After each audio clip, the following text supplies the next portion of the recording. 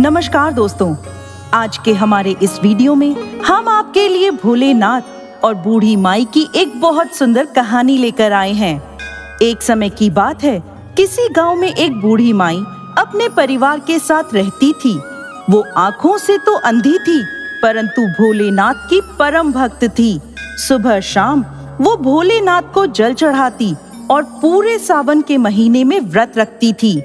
एक बार माता पार्वती भोलेनाथ से बोली, स्वामी, ये बुढ़ी माई आपकी सेवा पूजा करती रहती है, आपका व्रत उपवास रखती है, इसकी दरिद्रता आपको दूर करनी चाहिए।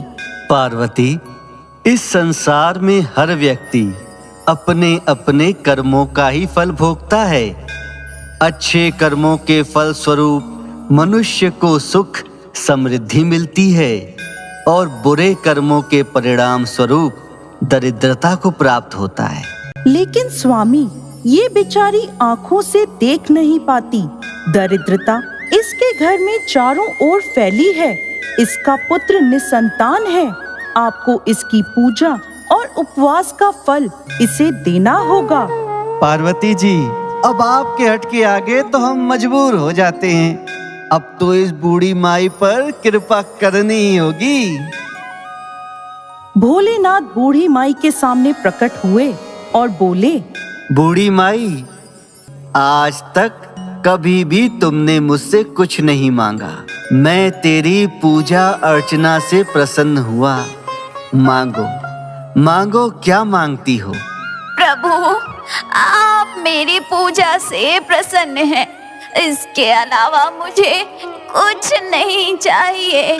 नहीं बूढ़ी माई, अब मैं आया हूँ तो तुम्हें कोई न कोई वरदान तो अवश्य ही देकर जाऊंगा। पर प्रभु, मैं क्या वरदान मांगू? मुझे तो मांगना ही नहीं आता। ठीक है, तुम ऐसा करो, अपने घर में बात कर लो। कल मैं फिर आऊंगा, तब तुम मुझसे वरदान मांग लेना। ऐसा कहकर भोलेनाथ अंतर्ध्यान हो गए।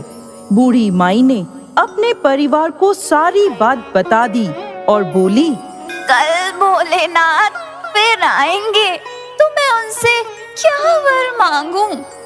अरे, तुम ऐसा करो, अपने लिए आंखें ही मांग लो। नहीं नहीं माँ, नहीं नहीं, तुम ऐसा करो, तुम खूब सारी धन दौलत मांग लो शिव जी से। नहीं माँ जी, आप तो भोलेनाथ से अपने लिए एक पोता ही मांगो। परिवार की बात सुनकर बूढ़ी माई सोच में पड़ गई। वो सारी रात सोचती रही कि कल भोलेनाथ से क्या वर मांगूंगी। अगले दिन सुबह सुबह जब बूढ़ी माई पूजा करने बैठी तो भोलेनाथ उसके सामने प्रकट हुए और बोले, क्यों बूढ़ी माई, सोच लिया? क्या वर चाहिए तुम्हें? मांगो मांगो, तुम क्या मांगती हो? प्रभु, मैं क्या वर मांगू? आप मेरी भक्ति से प्रसन्न हैं। मैं इस बात से बहुत प्रसन्न हूँ। फिर भी अगर आप कहते हैं तो मैं एक वर मांगती हूँ। प्रभु, मुझे वरदान दें कि मैं अपने पोते को सोने के बर्तन में दूध पीता हुआ देखूं। अरे वाह बूढ़ी माई, तुमने तो मुझे ठग ही लिया। कुछ ना मांगते हुए भी सब कुछ मांग लिया। अपने लिए आंखें मांग ली, बेटे के लिए धन दौलत मांग ली, और तो और बहू के लिए एक पोता भी मांग लिया। जाओ जाओ, मैं तुम्हें तुम्हारा मन वांछित फल देता हूँ। तथास्तु। तथास्तु कहकर भोलेनाथ अंतर्ध्यान हो गए और बूढ़ी माई को उसकी दृष्टि वापस मिल गई। बूढ़ी माई के बहू के कुछ समय बाद पुत्र पैदा हुआ और उसके बेटे का काम धंधा भी चल पड़ा। बूढ़ी माई के परिवार पर भोलेनाथ की कृपा हुई। तो दोस्तों, कैसी लगी आपको आज की हमारी ये कहानी? कमेंट बॉक्स में लिखकर जरूर भेजें।